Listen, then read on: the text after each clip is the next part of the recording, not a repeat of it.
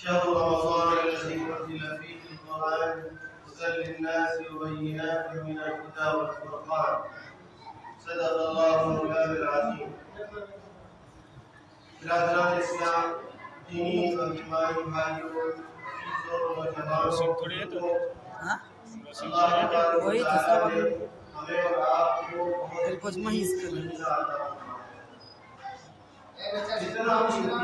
اتنا قیمتی اس مہینے کی قیمت کا اندازہ ہمیں اور آپ کو اپنی گفتگو سے نہیں ہوگا. ہمیں اور آپ کو اس مہینے کی قدر اور عظمت، اس کا مقام و مرتبہ اللہ کے رسول صلی اللہ علیہ وسلم کے کلام سے. ایک چیز ہے جسے ہم بڑا کہیں، ایک چیز ہے جسے آپ بڑا کہیں. ہمارے اور آپ کے بڑا کہنے سے وہ چیز بڑی نہیں ہوتی، اور وہی چیز ہے اس کو کائنات کا سب سے عظیم ترین انسان، سب سے محبوب ترین انسان، سب سے زیادہ پیارا خاتم الانبیاء، امام الانبیاء بیان کیا. اس کو اللہ کے رسول نے بیان کیا. تو یہ جو مہینہ ہے، اس مہینے کی عظمت کا اندازہ ہمیں اور آپ کو اس طرح ہوگا کہ اللہ کے رسول صلی اللہ علیہ وسلم نے ایک دعا مانگی. وہ دعا کیا تھی؟ اللہ کے رسول نے فرمایا کہ اللہم بارک لنا فی رجب و شعبان وبلغنا رمضان. اللہ کے حبیب، کائنات کے سردار، ہم سب کے محبوب حضرت محمد مصطفیٰ صلی اللہ علیہ وسلم کی دعا کر رہے ہیں کہ الہی ہمارے لیے رجب اور شعبان میں برکتیں عطا فرما. رجب اور شعبان، شب برات سے پہلے جو مہینہ گزرا وہ رجب تھا، اور شب برات جس کو ہم کہتے ہیں وہ شعبان کا مہینہ. یہ دو مہینے ہو گئے. اللہ کے رسول نے فرمایا کہ اللہم بارک لنا فی رجب و شعبان، کہ اللہ میرے لیے، ہمارے لیے، ہماری امت کے لیے، آنے والے قیامت تک انسانوں کے لیے، ایمان والوں کے لیے ان دو مہینوں میں برکتیں عطا فرما، اور وبلغنا رمضان، اور ہم سب کو رمضان بھی عطا فرما. کائنات کا سب سے عظیم ترین انسان، اور عظیم اس وجہ سے کہ اگر اللہ تبارک و تعالیٰ کو نبی آخر الزمان صلی اللہ علیہ وسلم کو نبی بنانا نہیں ہوتا، ان کو اس دنیا میں نہیں لانا ہوتا، تو یہ کائنات بھی نہیں بنائی جاتی. نہ چاند بنائے جاتے، نہ سورج بنایا جاتا، دنیا کی کوئی چیز بنائی ہی نہیں جاتی. حتیٰ کہ دنیا بھی نہیں بنائی جاتی اگر میرے آقا کو اس دنیا میں نہیں آتا. تو یوں کائنات کا سب سے عظیم ترین انسان ہے جس کے صدقے میں یہ کائنات سجائی گئی. حضرت نانوی رحمۃ اللہ علیہ نے فرمایا سب سے پہلے مشیت کے انوار سے نقش روئے محمد بنایا گیا. سب سے پہلے مشیت کے انوار سے نقش روئے محمد بنایا گیا، پھر اسی نقش سے امام کر روشنی عزم کون و مکان کو سجایا. نبی پاک صلی اللہ علیہ وسلم کے چہرے اکبر کی جو نورانیت ہے، اس کے صدقے میں اس زمین و آسمان کو سجایا گیا. یوں وہ کائنات کا سب سے عظیم، اتنا بڑا عظیم انسان، وہ یہ دعا کر رہا ہے کہ اللہ ہمارے لیے رجب و شعبان میں برکتیں عطا فرما، اور ہمیں رمضان بھی عطا فرما. کیوں؟ رمضان کا مقام مرتبہ جو آپ کے نزدیک ہے، اس کی وجہ سے ہمیں وہ چاہیے. رمضان کا مقام مرتبہ اس معنی ابھی بڑا ہوتا ہے. اور دوسری وجہ رمضان کے مقدس مہینہ ہونے کی وجہ یہ ہے کہ اللہ تبارک و تعالیٰ نے فرمایا کہ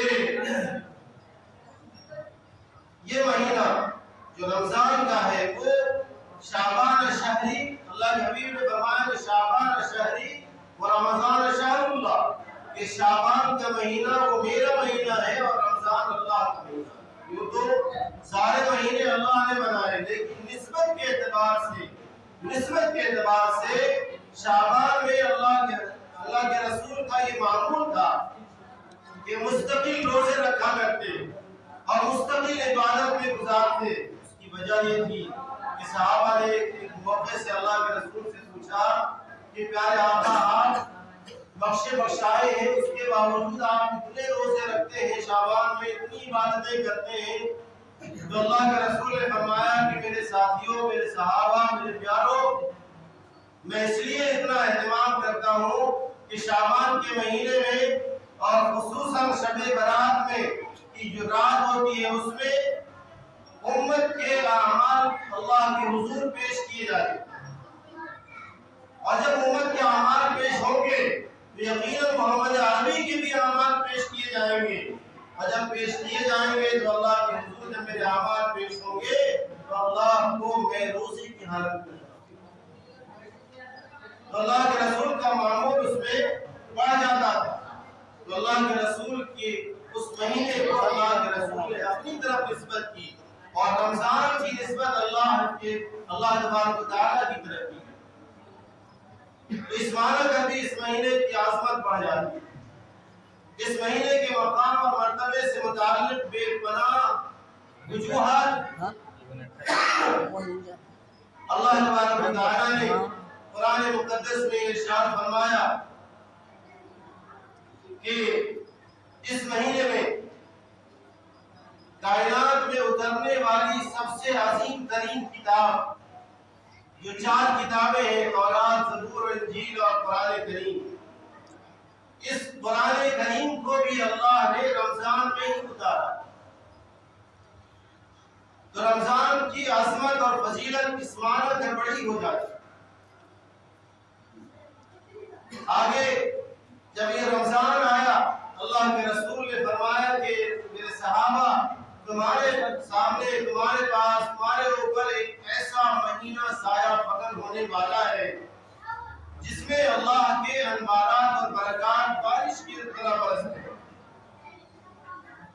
اللہ تبارک و تعالیٰ کے انوار و برکات بارش کی طرح برس رہے ہوتے ہیں۔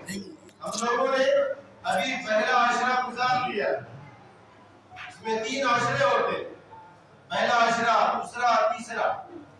پہلا عشرہ رحمت کا، اور دوسرا عشرہ وہ مغفرت کا، اور تیسرا عشرہ آگ سے، جہنم سے خلاص کا۔ پہلا عشرہ ہم نے گزار دیا، اب ہم سب دوسرے عشرے میں۔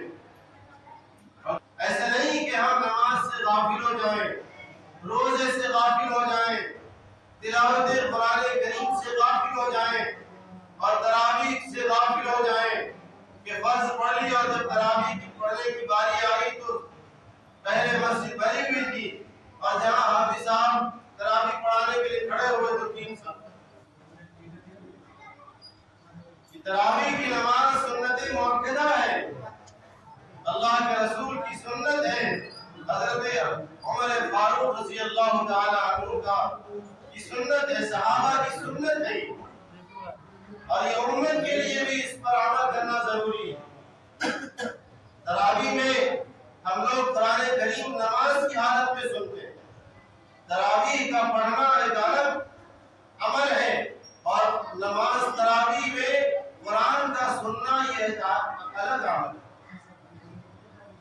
تراویح پڑھنے کا ثواب الگ ہے، قرآن سننے کا ثواب الگ ہے۔ ترغیب و ترہیب حدیث کی کتاب ہے، اس میں لکھا کہ جب انسان نماز سے باہر قرآن کریم کی تلاوت کرتا ہے تو اس کو ایک حرف پر ایک نیکی ملتی ہے، اور جب اس کو اسی حرف کو تراویح کی حالت میں، نماز کی حالت میں پڑھتا ہے، سنتا ہے، تو اس کو ایک حرف کے پڑھنے پر 100 نیکی ملتی ہے۔ اور اللہ تبارک و تعالیٰ نے رمضان میں نیکیوں کو، اجر کو دوگنا کر دیا۔ اس میں ہم ایک فرض پڑھتے ہیں تو ہمیں 70 فرض پڑھنے کا ثواب ملتا ہے۔ ایک فرض کا مقام 70 فرض کے مقام تک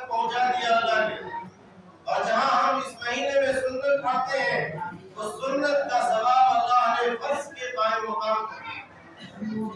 یہ نیکیوں کا سیزن ہے، بات نہ کریں خاموش رہیے، بولنے کا رواج نہیں ہونا چاہیے۔ جب کتاب ہو بیان ہو، اس سے پہلے بھی آیا تو آپ بیچ میں بھی بولتے رہتے ہیں، یہ اچھی بات نہیں۔ اس مہینے میں نیکیوں کو بڑھا دیا جاتا ہے، نیکیوں کا سیزن ہے یہ۔ اس مہینے میں بہت سے اعمال ہوتے ہیں، ہم روزہ رکھتے ہیں۔ اللہ تبارک و تعالیٰ نے روزہ پچھلی قوموں پر بھی فرض کیا تھا، لیکن یہ جو اجر و ثواب روزے کا آج ہمیں دیا جاتا ہے، نبی پاک علیہ السلام کی شریعت اور سنت کے آنے کے بعد دیا جاتا ہے، وہ ماضی کی قوموں کو یہ ثواب اور یہ اجر نہیں دیا جاتا۔ اور اس صورت میں بھی روزے ان کے اوپر فرض نہیں تھے، روزے کی یہ صورت نہیں تھی جو آج امت محمدیہ رکھتے ہیں، اس کی صورت الگ ہوتی تھی۔ تو پچھلی قوموں پر بھی روزے فرض کیے اللہ نے، اور اس امت پر بھی اللہ نے روزے فرض کیے۔ روزے کا اجر اور ثواب یہ ہے، اللہ تبارک و تعالیٰ نے فرمایا کہ الصوم لی وانا اجزی بھی، اس کے دو الفاظ ہیں، وانا اجزی بھی وانا اجزا بھی، دو طرح سے پڑھے جاتے ہیں، مفہوم میں بتا رہا ہوں۔ اللہ نے فرمایا کہ روزہ میرے لیے، ایک آدمی روزہ رکھتا ہے اور دوسرا آدمی اس کے سامنے آ جائے تو یہ نہیں کہہ سکتا کہ یہ کھا کے آ رہا ہے، پی کے آ رہا ہے، بیڑی پی کے آ رہا ہے، پانی پی کے آ رہا ہے، روٹی کھا کے آ رہا ہے، اس کے بارے میں نہیں جانتا۔ روزہ اللہ کے لیے اخلاص کے ساتھ ایک انسان نے رکھا ہے۔ روزہ صرف اور صرف اللہ کی محبت میں، اللہ کو راضی کرنے کے لیے ایک انسان رکھتا ہے، اس میں دوسری کوئی مقصد نہیں، دوسرا کوئی مقصد نہیں ہوتا، یہ صرف اور صرف اللہ کو راضی کرنے کے لیے اخلاص ہوتا ہے۔ اس میں ریاکاری نہیں ہوتی، روزہ میں ریاکاری نہیں، اور دوسرے عمل میں ریاکاری ہو سکتی ہے، امکان ہے اس کا، لیکن روزے میں کوئی ریاکاری نہیں ہے۔ ایک انسان اللہ کو راضی کرنے ہی کے لیے روزہ رکھتا ہے، ورنہ انسان بھوکا پیاسا کسی کو دکھاوے کے لیے نہیں رہتا۔ تو اللہ نے فرمایا کہ الصوم لی وانا اجزی بھی، کہ ایک بندہ روزہ میرے لیے رکھتا ہے اور اس کا بدلہ میں صرف میں ہی اس کو دیتا ہوں۔ اور یہ کیوں کہا اللہ نے کہ روزہ بندہ میرے لیے رکھتا ہے اور میں ہی اس کا بدلہ دیتا ہوں؟ اس کا مطلب یہ ہے کہ صرف روزے کا اجر اللہ خود دیتا ہے، نماز کا نہیں دیتا۔ آپ کے ذہن میں یہ سوال ہو سکتا ہے، تو آپ سنیے کہ روزہ اللہ ہی کے لیے رکھا جاتا ہے، اور حقیقتاً اللہ رب العزت روزے کا اجر و ثواب خود اپنے دست مقدس سے دیتا ہے، اور دیگر اعمال جو ہیں اس کا ثواب فرشتہ اس کی نام اعمال میں لکھتا ہے۔ اللہ نے اس کی ذمہ یہ دے دیا ہے کہ ایک آدمی نماز پڑھے تو اس کو اتنے سال اتنے مہینے کی عبادت کا ثواب اس کو فرشتہ لکھتا ہے، اور ایک روزے دار کے لیے جو اجر اللہ لکھے گا وہ خود اپنے دست مقدس سے لکھے گا، خود اللہ دے گا۔ اور فرمایا دوسری عبارت میں کہ الصوم لی وانا اجزا بھی، کہ روزہ میرے لیے ہے اور میں ہی اس کا بدلہ، یعنی ایک روزے دار کو ثواب میں اللہ خود مل جاتا ہے، اللہ مل گیا۔ جس کو اللہ مل جائے کائنات کی ساری دولت مل جائے۔ اس لیے ہمیں جن لوگوں نے اب تک روزے نہیں رکھے، آج سے روزہ رکھنا شروع کر دیجیے، پھر یہ مقدس مہینہ نہیں آئے گا۔ اس مہینے میں جنت کے سارے دروازے کھلے ہوئے ہیں، آپ یہاں سے آنکھ بند کیجیے اور چلے جائیے جنت میں سیدھا، اور جہنم کے سارے دروازے بند کر دیے اللہ نے اس امت محمدیہ کے لیے۔ اس مہینے میں جو بھی اس دنیا سے رخصت ہوگا وہ جہنم میں جا ہی نہیں سکتا، یہ رب کائنات پر یقین ہے۔ اللہ کی رحمت بہت بڑی ہے، اللہ نے اپنے بندوں کے لیے اس مہینے میں جنت کے سارے دروازے کھولے اور رحمتیں بارش کی طرح برستی ہیں۔ اگر کسی کو اللہ نے نگاہ بصیرت عطا کی ہے، دل کی آنکھ عطا کی کی ہے وہ اس دنیا میں رہ کر جسے ہم آپ آج دیکھ رہے ہیں وہ بھی دیکھتے ہیں، ہم بھی دیکھتے ہیں، اور رحمتوں کو اترتے ہوئے دیکھتے ہیں، ہم صرف دھوپ اور روشنی۔ اس مہینے کے اعمال میں روزہ ہے، دوسرا عمل تراویح میں قرآن کریم کا سننا ہے، تراویح کا پڑھنا ہے، اس کے بھی اجر و ثواب بے مثال ہے، بے شمار۔ اور تراویح پڑھانے والے کا مقام اور مرتبہ بھی عجیب، اللہ تبارک تعالیٰ نے اتنا نوازا ہے اس شخص کو، اتنا نوازا ہے کہ فرمایا کہ ایک حافظ قرآن جو آپ کی بستی میں رہتا ہے، آپ کے سماج میں، معاشرے میں رہ رہا ہے، اللہ تبارک و تعالیٰ اس کو بن مانگے عطا فرمائے، بن مانگے حافظ قرآن کے مقام۔ ہم اور آپ دن رات اللہ کے سامنے لو لگائے، روئے گڑگڑائے اور وہ صرف قرآن پڑھتا رہے، اللہ اس کو مانگنے سے زیادہ عطا فرمائے۔ اس حافظ قرآن کا مرتبہ اور مقام یہ ہے کہ قیامت کے دن اللہ تبارک و تعالیٰ اس سے فرمائیں گے اقرا وارتقی ورتل کما كنت ترتل في الدنيا فإن منزلك آخر الآية۔ کہ اے حافظ قرآن تو قرآن پڑھتا جا اور جنت کے درجوں پر چڑھتا چلا۔ قرآن کی ہر آیت، قرآن کی ہر آیت ایک منزل ہے، ایک مقام ہے، ایک درجہ ہے جنت۔ قرآن کریم میں 6666 آیتیں ہیں۔ ایک حافظ قرآن پڑھنا شروع کرے گا تو جنت کے درجوں پر چڑھتا چلا جائے گا، چڑھتا چلا جائے گا، چڑھتا چلا جائے گا۔ ایک عام جنتی سے اس کو 6666 درجے اونچی جنت میں اس کو رکھا ہے۔ اللہ نے ان کو یہ مقام عطا کیا۔ ہم اور آپ آج اپنے بچوں کو قرآن نہیں پڑھا، قرآن حافظ نہیں بناتے، نہ جانے کہاں کہاں چلے جاتے ہیں۔ ہر جگہ جانا درست ہے، ہر جگہ جائیے، اجازت ہے جانے کی، رکاوٹ شریعت میں نہیں ہے، لیکن اول مرحلے میں ابتداءً اللہ کی کتاب کو اور اللہ کی محبت کو، اللہ سے لو لگانے کو سینے میں پیوست کیا جانا چاہیے۔ ابتداءً اسلامی تعلیم حاصل کی جانی چاہیے، اور یہ ایک بنیاد ہے۔ جب انسان اسلامی تعلیم مضبوطی سے حاصل کر لیتا ہے تو دنیا کے سارے علوم جب وہ حاصل کرتا ہے تو یہ اسلامی تعلیم اس کو، قرآن کی تعلیم اس کو بہکنے نہیں دیتا، بھٹکنے نہیں دیتا، اور راستے سے ہٹتا نہیں۔ تو ہم اپنے بچوں کو قرآن پڑھائیں، اور جو حافظ قرآن عالم حضرات آپ کے درمیان ہے اس کی عزت، اس کا مرتبہ اور مقام سمجھیں۔ میں نے ایک جگہ پڑھا، جب میں پڑھا تو میری آنکھ سے آنسو بہہ گئے، آنسو رک نہیں رہے۔ میں نے ایک حدیث تلاوت پڑھی، اس حدیث میں غالباً بیہقی کی روایت ہے، اس حدیث میں اللہ کے رسول صلی اللہ علیہ وسلم نے فرمایا کہ قیامت کے دن ایک عالم دین کو اللہ رب العزت کنارے میں، بالکل تنہائی میں، گوشے میں لے جائے اور لے جا کر اسے فرمائیں گے اے فلاں، تجھے ہم نے اپنی کتاب کا علم دیا، تجھے ہم نے عالم بنایا، لیکن دنیا کی رنگریلیوں میں رہ کر تو بے عمل ہو گیا، تو باعمل نہیں رہ سکا، اور دنیا کی چمک اور دمک میں آ کر پھنس کر، شیطان کے پھندے میں پھنس کر تو بے عمل ہو گیا۔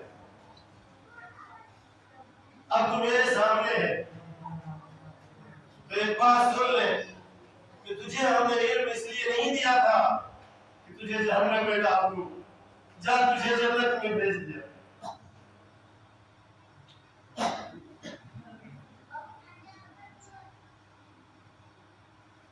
اللہ کا کتنا بڑا احسان ہے اس شخص پر جس کو اللہ نے اپنی کتاب کا علم دیا ہے.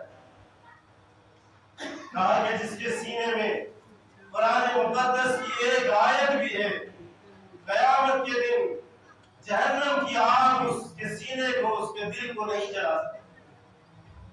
اتنا اونچا مقام، اتنی عظمت ہے اس کا.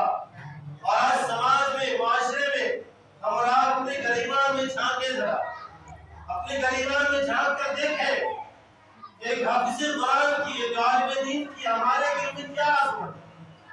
ہم اس کی ایک ایک حرکت پر، ایک ایک کام پر اعتراض کرتے ہیں، اس کو کوستے ہیں، اس کی برائیاں کرتے ہیں، اس کی غائبانے میں برا بھلا کہتے ہیں. اللہ تبارک و تعالی کی حبیب نے فرمایا من عاد لی ولیا فقد عزمته للحرب. یہ علماء، یہ حفاظ اللہ کے ولی ہیں، اللہ کے دوست ہیں، اور جس نے اس سے لڑنے کی کوشش کی وہ اللہ سے لڑائی کے لیے تیار ہو جائے. اور کائنات کے کسی بھی ذرے میں اور بادشاہ وقت میں، دنیا کے کسی بھی بادشاہ وقت میں یہ ہمت نہیں ہے کہ وہ اللہ کی طاقت سے لڑے. اللہ فرما رہا ہے کہ جس نے کسی عالم سے کی بغض کی، جس نے کسی عالم کو برا کہا، جس نے کسی حافظ قرآن کی برائی کی، جس نے کسی حافظ قرآن کو برا بھلا کہا، اس کو ذلیل کیا، وہ مجھ سے لڑائی کے لیے تیار ہو جائے. اور اس کا نتیجہ یہ ہوتا ہے کہ جب اللہ اس سے ناراض ہوتا ہے تو اس کے گھروں میں آفتیں ڈالتا ہے، اس کے گھر میں مصیبتیں آتی ہیں، پریشانیاں آتی ہیں، پھر وہ در در بھٹکنا شروع کرتا ہے. اس لیے میرے بزرگوں، جس حافظ قرآن نے آپ کو پڑھایا ہے، جس کے پیچھے آپ تراویح پڑھتے ہیں، جس سے آپ نے قرآن سیکھا ہے، آپ اس کی عظمت، اس کے مقام اور مرتبے کو سمجھیے. اگر نہیں سمجھیں گے تو یقیناً آپ اور ہم اس کے مقام و مرتبے کو پامال کرنے والے ہیں. فرمایا کہ کسی شخص نے، جس استاذ نے، جس معلم نے ایک حرف آپ کو سکھایا ہے، حضرت عمر فرماتے ہیں کہ جس نے مجھے ایک حرف سکھا دیا اس کو یہ حق ہے کہ وہ مجھے بیچے، وہ مجھے بیچے، وہ میرا پورا مالک ہے. اور اس ایک حرف کے سکھانے کے بدلے میں یہ پوری کائنات اگر ہم اسے دے دیں تو اس کے ایک حرف کے سکھانے کا اجر اور بدلہ نہیں ہوگا. یہ مقام اور مرتبہ ہے. آج ہم کیا سمجھتے ہیں؟ اگر ہم 2 آیت سیکھ لیے تو سب سے پہلے عالم صاحب پہ تانا دے دیا، حافظ صاحب پہ تانا مار دیا. یہ بہت بری بات ہے. اس کا مطلب یہ ہے کہ ہمارے دل میں ایمان کی اور اسلام کی عظمت کم ہو رہی ہے. کیوں؟ جس کے اوپر ہم نے تانا کیا ہے، تانا مارا ہے، اس کے دل میں اللہ کا کلام، اس اللہ کے کلام کی عظمت ہمارے دل میں کم ہوگی. تب ہم نے اس پہ اعتراض کیا، اور جب اعتراض اس عالم یا حافظ پر کیا ہے تو دین پر بھی اعتراض ہے، اور صاحب شریعت حضور اکرم صلی اللہ علیہ وسلم کی ذات اقدس پر بھی اعتراض ہے، اور جس کا کلام ہے رب کائنات، اس رب کائنات پر بھی اعتراض ہے. کہاں پہنچ گئے ہم؟ رسول اللہ کی گستاخی تک پہنچ گئے، اللہ کی گستاخی تک پہنچ گئے. تو ہمیں اہمیت اور عظمت کا خیال رکھنا ہے.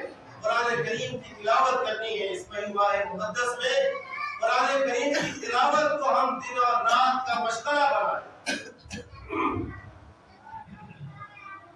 اور جن لوگوں نے یہ معمول بنایا ہے ان کو اللہ کی قربت نصیب ہے. قرآن کی تلاوت کرنے والا دن بدن اللہ سے قریب ہوتا چلا ہے، اور اسی طرح سے نوافل کا پڑھنے والا بھی اللہ سے دن بدن قریب ہوتا چلا ہے. اور جو جس کے جتنا قریب ہوتا ہے اس کی بات اتنی ہی سنی جاتی ہے. آپ اللہ کے جتنے قریب ہوں گے اللہ آپ کی بات بھی اتنی ہی سنیں. اس لیے قرآن کریم کی تلاوت اس مہینے کا خاص عمل ہے. ہمیں اور آپ کو دن رات اپنے وقت کو فارغ کر کے قرآن کریم کی تلاوت کا مشغلہ بنانا ہے. انشاءاللہ ہم لوگ بنائیں گے. اسی طرح سے رمضان کے اعمال میں سے شب قدر رات آنے والی، وہ 1000 مہینوں 1000 مہینوں سے زیادہ عبادت کا ثواب ملتا ہے. 88 برس تقریباً اس کو ایک رات شب قدر کی عبادت ملتی ہے. اسی طرح سے رمضان کے اعمال میں سے زکوٰۃ کا ادا کرنا ہے. اللہ نے جس کو مال دولت عطا کیا ہے وہ رمضان میں زکوٰۃ ادا کرے، کیونکہ نیکیوں کا سیزن ہے. ایک خرچ کریں گے 70 ملے گا.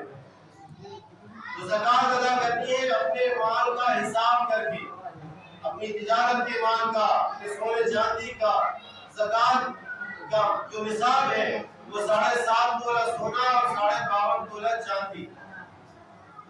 کسی کے پاس ہے یا اس کی قیمت کے برابر پیسے رکھے ہوئے ہیں، بینک بیلنس ہے، اور کوئی قرض نہیں ہے تو اس پر زکوٰۃ فرض ہے. وہ اپنے مال کا حساب کر کے زکوٰۃ ادا کرے. اسی طرح سے صدقہ فطر کا ادا کرنا. صدقہ فطر یہ روزے کی تکمیل کے لیے ہوتا ہے. روزے میں جو کمی ہو جاتی ہے، ہم لوگ بھوکا پیاسا رہ کر صبح سے شام تک روزہ رکھتے ہیں، وہ پیٹ کا روزہ ہے. اور کس کا روزہ ہوتا ہے؟ ہاتھ کا روزہ ہوتا ہے، آنکھ کا روزہ ہوتا ہے، پیر کا روزہ ہے، دل کا روزہ ہے. بدن کے جتنے اعضاء ہیں ان سب کا روزہ ہے. نگاہ کا روزہ ہے. ان سب کا روزہ آپ نے نہیں رکھا ہے، اس سے ہم خطائیں کرتے ہیں. صرف پیٹ کا روزہ ہو رہا ہے. اس لیے ہمیں صدقہ فطر ادا کرنا ہے. یہ روزے میں کمی ہے، ہم دیکھ کہیں اور رہے ہیں، چل کہیں اور رہے ہیں. جہاں اللہ نے منع کیا تھا ادھر دیکھ بھی رہے اور ادھر چل بھی رہے. یہ روزے میں کمی ہے. اس لیے صدقہ فطر ادا کر کے ہمیں اپنے روزے کو پورا کرنا ہے. اور صدقہ فطر کی مقدار جو ہمارے بہار میں عمارت شریعہ سے نشر کیا گیا ہے وہ تقریباً گیہوں کی جو مقدار ہے وہ 2.25 سے ہے. اس کی قیمت جو ہے وہ 60 روپے ہوتی ہے. اور صدقہ فطر میں گیہوں بھی دے سکتے ہیں، کھجور ہے اور کشمش ہے، پنیر ہے. ان سب کی چیزوں کو صدقہ فطر میں ادا کر سکتے ہیں. ہر ایک کی الگ الگ قیمت ہے. بازار میں جو قیمت ہے اس کے اعتبار سے آپ پوچھ کر وہ ادا کریں. اور جو جس حیثیت کا انسان، کوئی مالدار ہے تو وہ گیہوں سے ادا نہ کرے، وہ کھجور سے ادا کرے، وہ کشمش سے ادا کرے، وہ پنیر سے ادا کرے، تاکہ جس کی قیمت زیادہ ہو. اور زیادہ قیمت سے نکالیں گے تو غربا اور مساکین کو زیادہ فائدہ ہو. اور یہی مقصد ہے صدقہ فطر کو ادا کرنے کا. اس لیے ہمیں اور آپ کو صدقہ فطر بھی ہر ایک کو اپنی جانب سے اور اپنے گھر والوں کی جانب سے، اپنے نابالغ بچوں کی جانب سے بھی ادا کرنا ضروری ہے، تاکہ ہمارے روزے میں کی تکمیل ہو سکے اور ہمیں اللہ رب العزت اجر و ثواب سے بھی نوازے. یہ چند باتیں رمضان کے اعمال سے متعلق تھی. اللہ ہم سب کو ان باتوں پر عمل کی توفیق نصیب فرمائے. آخر دعوانا الحمدللہ رب العالمین.